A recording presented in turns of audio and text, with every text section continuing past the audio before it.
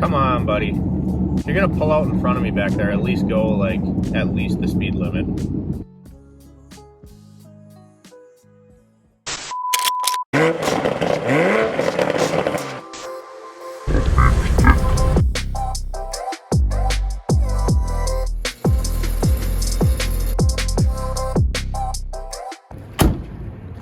There he is, the man of the hour. How's it going, man? Your camera. I got it. We'll talk about it. It's been a good morning. Yeah, it has. So leave it to you. Leave it to you to get pulled over, and then not pulled over. I know. I was like sitting there like freaking out the whole time. Like, what the f did I do wrong? So he pulled you over, and then he didn't even get out and talk to you? No, he pulls me over right there on the side of 45th, like right before the intersection. Yeah. I'm just sitting there, and all of a sudden, like, and he's sitting in there, and I can see him kind of doing his computer thing, and then he just leaves. What the hell? I know. Let's get this thing unlocked. AJ, I hate your van. This thing would not jump start at all. We went through 2 jump packs, wouldn't do it. Thing was stone dead, so we hooked it up to the Mountaineer, let it idle and charge, and then revved her up to about 3,500 RPM and got the van in here. So this is a 2019 Ford Transit Connect. This is Orville, and we're gonna replace the transmission in this thing. Oh, stop. Battery test right there. Oh, what the f? I just charged this. Piece of shit. Damn, dude.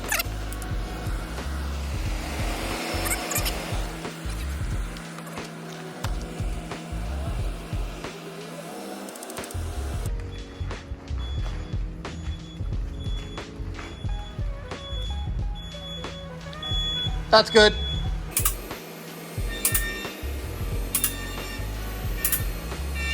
Did you rotate this guy's tires last? Not me. You guys see what's wrong with this picture here?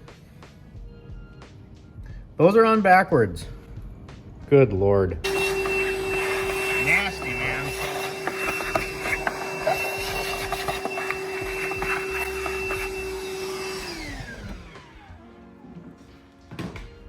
It's battery acid.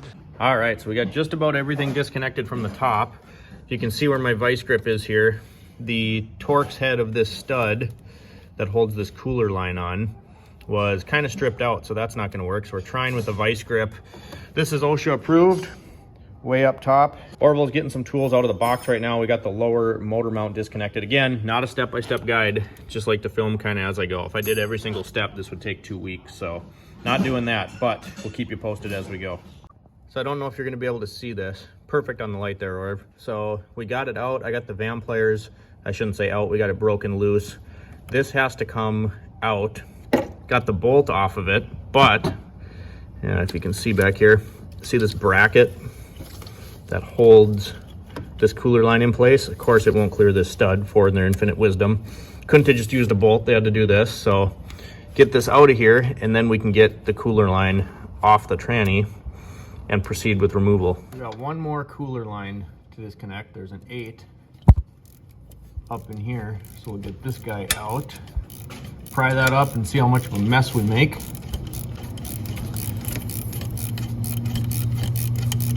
Stupid location. Get as much of this fluid out as we can before we make a giant mess. Taking a break, eating lunch. I can't even give you credit for these. Megan packed us some Southwest chicken wraps, so eating lunch, all we really have left is torque converter bolts and a few bell housing bolts, and this thing can come out of here. Oh, I got you something. God dang it. Put it back on. Who you calling Pinhead? It's like that guy in FD, the Drift Wizard or whatever. So we're taking a little break. This is our free car that we got. I shouldn't say free, but you remember the pine cone car, that Dodge Dakota with the chewed up cam sensors? We did a short on that. We traded the guy the work we did for this car. His bill was only 290 bucks. So this one's got the 3500 V6. Not in terrible shape. The plan's gonna be to fix it up and sell it. So you can see on this side, we got damage to this fender. I found one about 45 minutes away, along with a running board to fix that plastic piece. Other than that, there's a dent right there. I think we can pop that out pretty easy. So yeah, not a bad rig.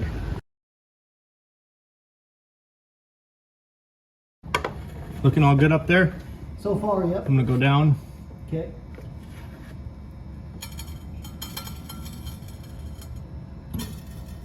Ooh, I think it just fully separated. You're just skimming the flex plate. It's going. All right, hang on a sec. We're out. Leave it to Ford to use torque converter studs instead of bolts. There we go. Sweet deal. All right, so like I said earlier, you guys, I'm having some issues with the camera microphone, so we're back to the cell phone video, hence the audio is probably gonna sound a little different. We got the transmission out of the Transit Connect. Orville's walking around back there. You know him from all the drifting videos, all that kind of good stuff. So I didn't think it was too bad, other than the starter was kind of stupid. And I don't know why, but Ford decided to use torque converter studs instead of bolts. So you got to take a nut off instead of just taking out a bolt, which in my experience has proved a little bit more difficult to take apart. At the moment, we're just waiting for O'Reilly's to get here. We ordered a rear main seal for this vehicle as well. It was leaking a little bit, and it's about a 10-minute job as long as we already have the transmission out. So took a little break, stretched our back, stretched our arms and everything else, and then we'll get back to putting this together. Hey, I am your tranny now. New rear main going in. I don't trust power tools with these little tiny bolts. Not a good idea. Kind of star pattern it. We got a fresh coat RTV down on the bottom.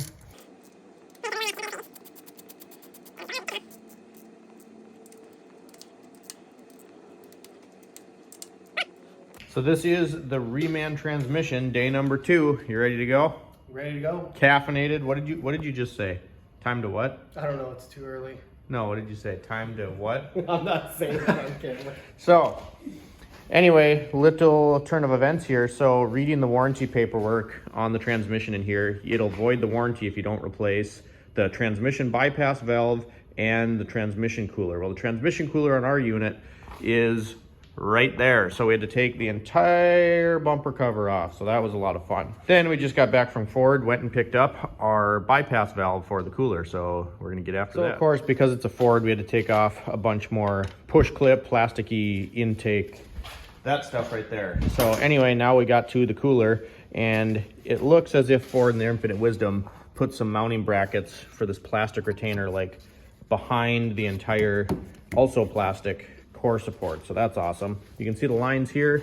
At least they're not Jesus clips. They're just little 10mm bolts. Those look like 10s to me. Anyway, we got to pull those out. Kind of waiting for the new cooler to be delivered so we can kind of compare and see if there's an easier way to get this out. But and that thing it's in there. Really don't want to have to mess with this. Trying to get this little bolt in to hold the cooler lines in place, and it's right where you can't get nothing. Your hands, leave it to Ford. Try not to strip this guy out. Let's see if we can tighten her up.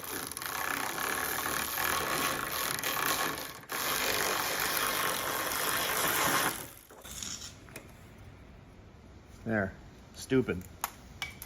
Here's our new bypass valve from Ford. Went and picked that up. So this is the piece, well, along with the cooler, that you need to replace. Otherwise, your warranty is void, because this can get full of metal shavings from the previously failed transmission. So we have to replace this. The cooler lines go in on each side. We got that right here. So we're laying on the ground because the engine is jacked up behind us. You can see that there. Got a new rear main seal in that. So then to get these loose, because they're really tight, we used a crescent wrench right on the block and then went ahead and broke all 4 of these 3. I did take a picture just in case so that I know exactly where every line goes and which way this is oriented. And then this bracket, which mounts up on the top of the bell housing, I believe, if I remember right. I think this is the one where that stud was giving us trouble.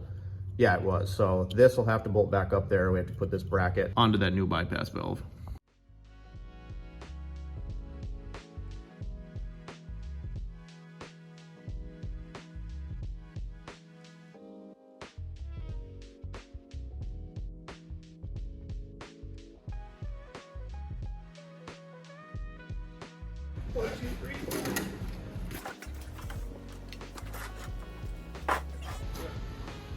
This is like the heaviest automatic transmission.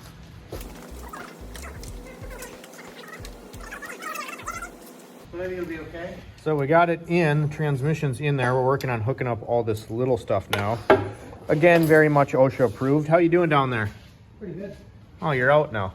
Yeah, the socket in there. There's this stupid little bracket. See that 10 in there?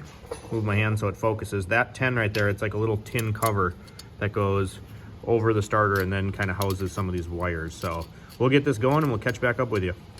So we're just adding fluid, got it through the vent hole. We added about 6 quarts so far. It says that this takes approximately 10 quarts. The transmission was dyno tested, so there's some in the bottom. You basically have to watch on the scan tool, see where the temperature is. And then right now I'm trying to find the check plug because these instructions that came with the remanufactured transmission really suck. So shows you with a dipstick, which we don't have, shows you where the drain plug is very clearly. Then if you look over at the non-dipstick version, this is some warranty info on those parts we had to replace, but it really does not tell you where the check plug is. It says it's there, but it doesn't tell you or show you where it is. And there's like 5 check plugs on the bottom of this thing. So keep going, try to figure this out. All right, so it is time to wrap up the Transit because the shop definitely is in desperate need of a cleaning. Anytime we get these bigger jobs, it makes a mess. So we got the new cooler, we got the new bypass valve. We've been driving it around and just checking everything, making sure we don't have any crazy leaks. Anytime you do big jobs like this, you're gonna find stuff, especially with reman parts, right? So this transmission, I'll give you a perfect example. And of course, we got a good warranty,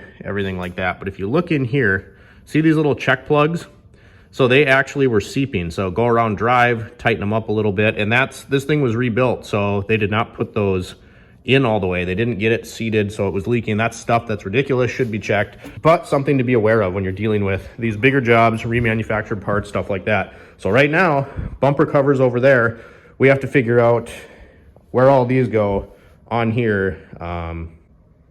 3 days ago. Well, I forgot to set the tripod up, so that was a fail, but we loosely have the bumper cover back on. Got to get a few trim pieces in, got to get some screws in on the corners and the wheel wells. This is good. I'll wrap this up. We'll go drive it and talk about it. All right, so we are currently in the Ford Transit Connect that we just put the rebuilt transmission in. Sorry, I feel like I sound a little funny, you guys. I got a bit of a cold going on, allergies kind of thing. But as a whole, it wasn't a terrible job. There were a few things that were typical Ford, you know, a few fasteners that were in dumb places, stuff like that. One thing on all these modern vehicles, I can't just pick on Ford, that's really starting to piss me off is, and it's not even that new, but no transmission dipstick. So when you order this rebuilt transmission, it actually gets dyno tested. And the instructions basically said like, hey, there's some fluid in it. Don't do the dry fill procedure because that'll be way too much. But we don't know exactly how much is in there. So the total capacity is whatever quarts and good luck. So then to check this transmission, you have to get it up to operating temperature, which on this one, it said anywhere from 175 to 190 degrees.